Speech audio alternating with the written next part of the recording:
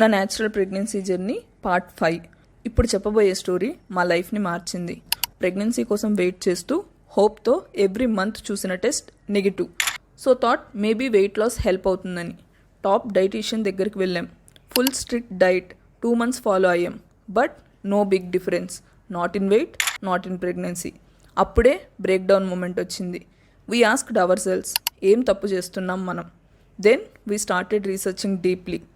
And shockingly, we found the root cause. Bacteria, hormonal imbalance. ఈ 2 ప్రాబ్లమ్స్ని address చేయకుండా ఏమీ వర్క్ అవ్వదు.